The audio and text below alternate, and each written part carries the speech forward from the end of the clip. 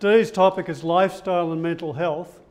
What I want to do today is cover a couple of things. I want to lay out a broad outline of the effects and importance of 8 major lifestyle factors, their implications both for psychiatry and medicine and for public health. And I also want to, in addition to covering the broad principles, I want to focus in on a few studies that have come out in the last couple of years that have particular implications for psychiatry. So we are in the middle of a massive, unprecedented, global, species-wide experiment, the likes of which we've never had before. We were evolved in and designed for natural settings, yet today we live in urban, dense populations, indoors under artificial lighting with artificial spectra and with abnormal diurnal rhythms. We have no idea what this is doing to us. We are literally conducting this experiment in which we have no idea what these things are doing to us. Some of them, for all we know, may be beneficial. Some of them clearly aren't. And it's quite possible that a significant number of the psychiatric disorders that are now seem to be increasing reflect the lifestyles and life situations in which we now find ourselves. So lifestyle is extremely powerful, and in affluent societies now, like our own Western society, much of the medical pathology we see is a function of lifestyle. Major disorders such as cardiovascular disorders, diabetes, cancer, obesity are all lifestyle related. And you get a sense of the power of lifestyle factors if you look at the fact that that just 4 lifestyle factors, smoking, physical exercise, alcohol intake and diet, can modify life expectancy by 14 years. Now that's an awful lot of years.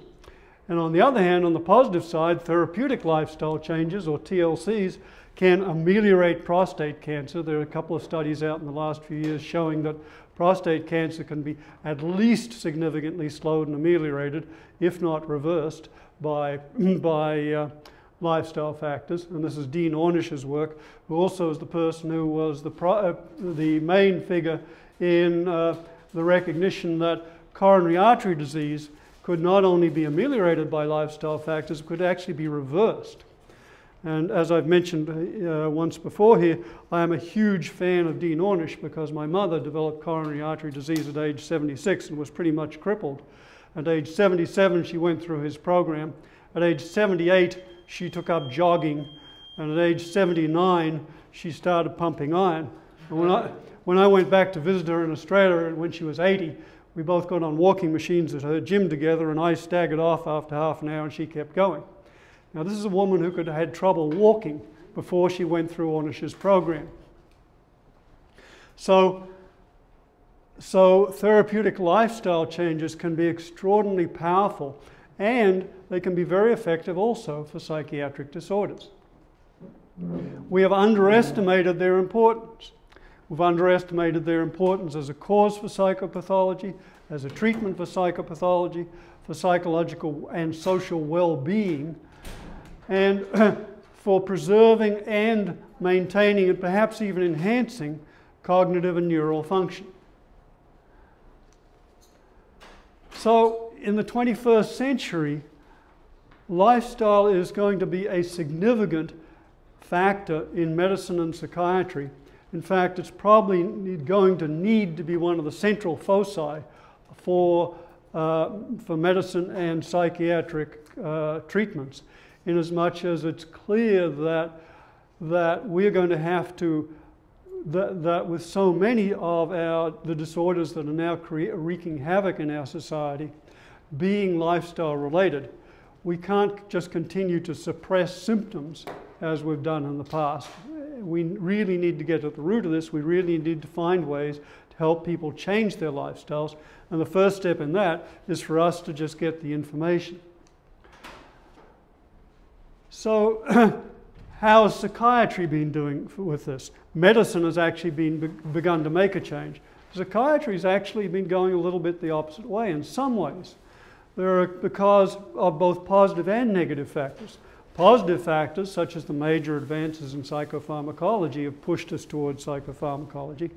But there have been negative forces, economic and institutional forces. Insurers wanting brief mandated therapies, the 15-minute med check, much more willing to pay for psychopharmacology than for, the psychotherapy or the therapeutic, the in-depth work with people to change lifestyles. That is going to have to change. And there, of course, there are costs to our current emphasis on psychopharmacology, and you all know them. But one of them that needs attention here is simply the recognition that much of it, if in fact many and a growing number of medical and psychological disorders are lifestyle related, then perhaps pharmacology and psychopharmacology are merely treating and suppressing symptoms or expressions of these lifestyle disorders rather than dealing with the root cause. So what are the advantages of lifestyle changes? And well, I'll list these in a while, but actually let me just get to these at the moment. What are the major lifestyle changes? Well, exercise, diet, time in nature, relationships, recreation, relaxation and stress management. For people who are so interested, religious and spiritual involvement, and contribution and service, social engagement. These are all very powerful therapeutic factors.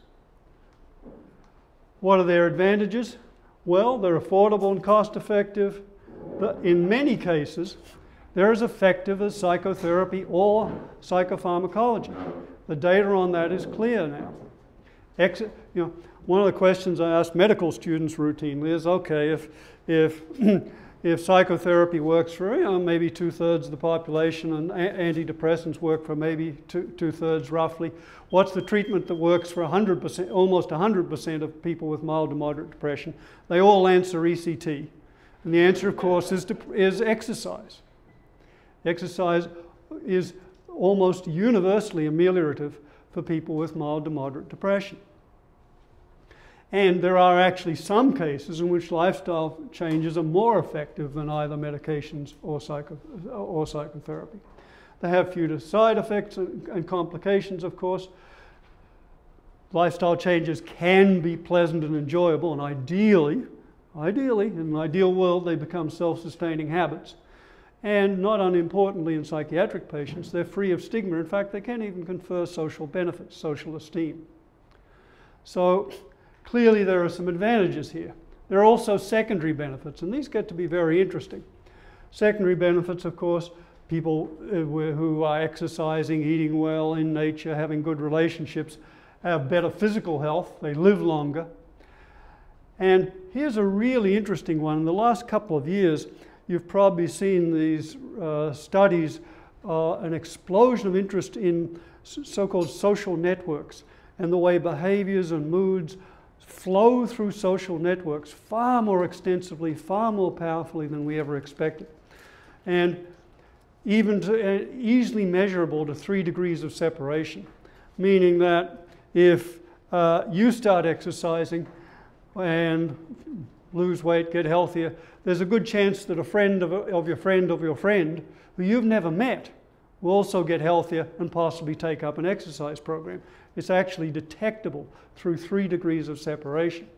Even when you have no contact with these people, healthy behaviors, moods, both depression and well-being spread by so-called emotional contagion through social networks. They do it very extensively, they do it very powerfully, and they do it in ways we don't even suspect most of the time. But with the sophisticated statistical analyses now that are available for network analysis, it's possible to see the way one person's behavioral change, one person's shift in mood and mood just can flow through and influence people they've never met. And because of the multiplier effect from one generation to another, one person's change can really have major influence on a large number of people. So this is a very strong public health argument for us encouraging positive behavioral change, lifestyle change in our patients, because we're not only affecting them, we're affecting their friends, their co-workers, and their family, and people they don't even know.